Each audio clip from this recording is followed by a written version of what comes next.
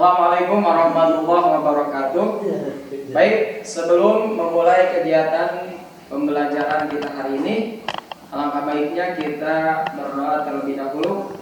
Al-Fatihah. Ya, alhamdulillah. Sebelum kita ke materi, saya absen terlebih dahulu. Baik, di sini saya akan menjelaskan pembelajaran mengenai fikih.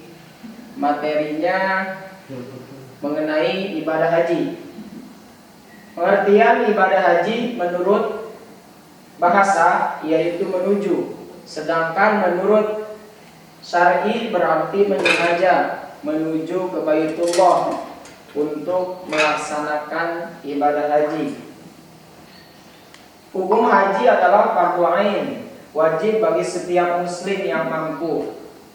Wajibnya ini hanya satu kali seumur hidup. Haji merupakan bagian dari rukun Islam. Mengenai kewajibannya, haji telah disebutkan dalam Al-Quran, As-Sunnah, dan Ijma' atau kesepakatan para ulama. Haji merupakan rukun Islam yang kelima, diwajibkan kepada setiap muslim yang mampu untuk melaksanakan ibadah haji tersebut. Jumhur ulama sepakat bahwa mula-mulanya disyariatkan ibadah haji tersebut pada tahun ke-6 Hijriah, tetapi ada juga yang mengatakan tahun ke-9 Hijriah. Lalu adapun dalil Al-Quran yang terdapat pada surat Al-Imran ayat 97. A'udzubillahi minasyaitonirrajim. Walillahi 'alan nasi hijjul bait man istata'a ilaihi sabila. Wa man kafara fa innallaha ghaniyyun 'anil 'alamin. Yang artinya mengerjakan haji adalah kewajiban manusia terhadap Allah Subhanahu wa taala, yaitu bagi orang yang sanggup mengadakan perjalanan ke Baitullah untuk melaksanakan ibadah haji. Dan barang siapa yang mengingkari kewajiban haji, maka sesungguhnya Allah Maha Kaya, tidak memerlukan sesuatu apapun yang ada di alam semesta ini. Jadi bagi siapa saja yang mengingkari perintah Allah untuk melaksanakan ibadah haji, maka Allah tidak akan rugi dan Allah tidak memerlukan sesuatu apapun dari alam semesta ini. Lalu ada syarat-syarat haji. Syarat wajib haji ada 5. Yang pertama Islam, yang kedua baligh, yang ketiga berakal, yang keempat ada mahramnya, dan yang kelima mampu. Yang pertama Islam. Tentu saja ini hanya diwajibkan untuk orang yang beragama Islam. Yang kedua baligh. Baligh itu hanya dianjurkan kepada yang sudah dewasa atau sudah akil baligh. Yang ketiga berakal. Tentu saja ibadah ini hanya untuk orang yang berakal, tidak diwajibkan untuk orang gila. Yang keempat ada mahramnya. Mahram di sini bagi perempuan itu diwajibkan ada pendampingnya atau suaminya. Dan apabila suaminya meninggal, maka harus ada penggantinya, yaitu ahli waris atau keluarganya. Dan yang kelima mampu dalam segi ekonomi, mampu dalam perjalanan, mampu untuk bekal keluarga yang ditinggalkan. Lalu syarat sahaji. Syarat sahaji ini ada 4. Yang pertama tadi sudah dijelaskan, Islam. Yang kedua baligh, yang ketiga berakal, dan yang keempat merdeka. Merdeka ini bukan hamba sahaya atau bukan budak. Lalu rukun ibadah haji itu ada 6. Yang pertama ihram, yang kedua wukuf, yang ketiga tawaf, yang keempat sa'i, yang kelima tahallul, dan yang keenam tartib. Ihram di sini untuk laki-laki hanya menggunakan 2 helai kain putih tidak berjahit, dan untuk perempuan hanya menggunakan pakaian putih menutup seluruh auratnya kecuali tidak menutup muka dan telapak tangan. Yang kedua wukuf. Wukuf di Arafah dilaksanakan pada tanggal 9 Zulhijjah. Waktunya pada ba'da zuhur sampai dengan terbit fajar di sore hari. Yang ketiga tawaf. Tawaf ini dilakukan kepada seluruh jamaah haji yang sudah tiba di kota suci Mekah untuk melaksanakan tawaf sebanyak 7 kali atau mengelilingi Ka'bah sebanyak 7 kali. Yang keempat sa'i. Sa'i ini dilakukan oleh jamaah haji maupun umroh dari Bukit Sofa sampai ke Bukit Marwah sebanyak 7 kali. Lalu tahallul. Tahallul ini disunahkan kepada semua jamaah haji untuk mencukur 3 helai rambutnya. Yang keenam tertib. Dari awal pelaksanaan syarat, rukun, dan sahnya ibadah haji ini dilaksanakan secara tertib atau secara berurutan. Selanjutnya wajib haji. Wajib haji ini ada 6. Wajib haji ini ada 7. Yang pertama ihram haji dari mikot.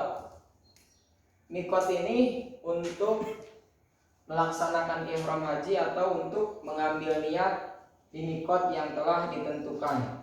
Yang kedua mabit di Musdalifah. Mabit di Musdalifah ini dilakukan sebelum wukuf di Arafah. Lalu yang ketiga melontar jumroh Aqabah pada tanggal 10 Zulhijjah. Yang keempat melontar 3 jumroh pada tanggal 11, 12, dan 13 Zulhijjah. Jumroh yang pertama yaitu jumroh ula, yang kedua wusta, dan yang ketiga jumroh Aqabah. Dan ketika tanggal 13 dilaksanakan secara bersamaan dengan melemparkan 21 batu kerikil yang telah disediakan untuk melempar jumroh. Lalu mabit di Mina. Mabit di Mina ini dilakukan pada tanggal 8 Zulhijjah sebelum wukuf di Arafah. Yang keenam tawaf wada bagi yang akan meninggalkan kota Mekah. Jadi rangkaian tawaf wada ini atau tawaf perpisahan ini dilakukan oleh seluruh jamaah haji ketika akan meninggalkan kota Mekah. Yang ketujuh menghindari perbuatan yang terlarang dalam keadaan berihram. Jadi ketika jamaah haji sudah melakukan atau sudah mengenakan pakaian ihram, maka di sini dilarang untuk melakukan seperti membunuh binatang, mencabut tanaman, dan bagi suami istri dilarang untuk melakukan hubungan suami istri. Lalu ada sunnah haji. Sunnah haji ini ada 6. Yang pertama melaksanakan haji dengan cara ifrad atau dengan cara melaksanakan umroh terlebih dahulu lalu melaksanakan ibadah haji. Yang kedua membaca talbiyah. Doa talbiyah ini dibaca ketika melaksanakan tawaf atau mengelilingi Ka'bah sebanyak 7 kali. Lalu yang ketiga berdoa sesudah membaca talbiyah. Doa ini dianjurkan kepada seluruh jamaah haji. Doa apa saja yang mereka bisa, yang mereka panjatkan ketika melaksanakan tawaf mengelilingi Ka'bah. Lalu yang keempat membaca zikir sewaktu melakukan tawaf, seperti zikir Rabbana atina fid dunya hasanah wa fil akhirati hasanah wa qina adzabannar. Lalu yang kelima, salat 2 rakaat sesudah melaksanakan tawaf. Lalu yang keenam, masuk ke Ka'bah atau ke Baitullah. Bagi kita jamaah haji Indonesia khususnya belum bisa untuk masuk ke dalam Baitullah, hanya bisa masuk di lingkungannya saja.